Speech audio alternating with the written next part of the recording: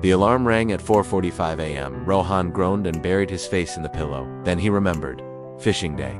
He jumped out of bed so fast he nearly tripped over his sneakers. His dad was already in the kitchen, pouring coffee into a thermos. The tackle box sat open on the table, filled with shiny lures, hooks, and bright red bobbers. "You ready, Captain?" Dad asked.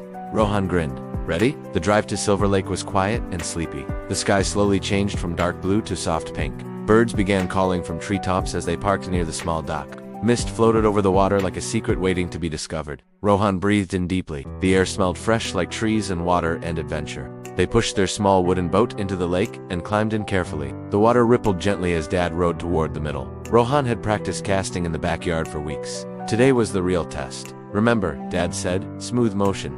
Don't rush." Rohan lifted the rod, flicked it forward, and watched the line arc through the air. Plop. Perfect. He felt proud already. They waited. The lake was peaceful. A dragonfly skimmed across the surface. Somewhere far off, a fish jumped, creating a small splash, but not near them. 5 minutes passed. 10 minutes. Nothing. Rohan shifted impatiently. "Maybe the fish are asleep." Dad smiled.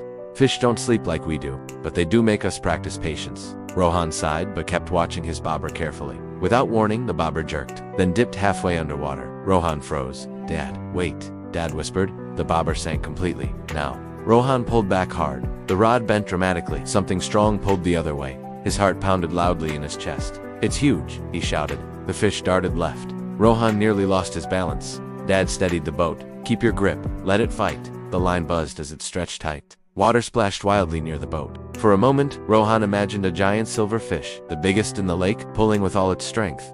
Then suddenly, the line went slack. The fish was gone. Rohan stared at the water. His hands trembled. "I lost it."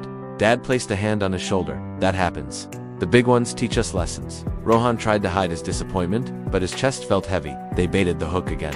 This time Rohan cast more gently. He didn't think about giant fish. He just watched the water. The sun had risen fully now, turning the lake into a sheet of gold. The mist was fading. Birds chirped happily in the trees. Rohan realized something, even without catching anything. This felt special. The quiet, the calm, the time together. Then tiny nibble. The bobber wiggled playfully. He smiled. This time, when he pulled, a small bluegill fish popped out of the water, flashing bright colors in the sunlight. It wasn't giant, it wasn't dramatic, but it was his. "I did it," he laughed.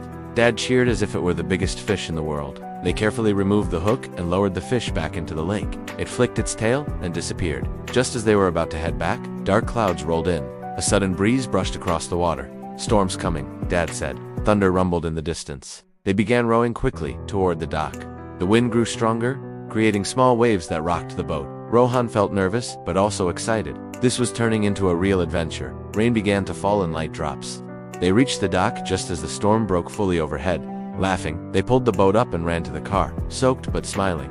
Back home, wrapped in dry towels, Rohan replayed the morning in his mind. The giant fish, the small bluegill, the storm, the golden sunrise.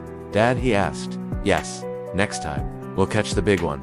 Dad smiled knowingly. "Maybe," Rohan thought for a moment. "Even if we don't, can we still come back?"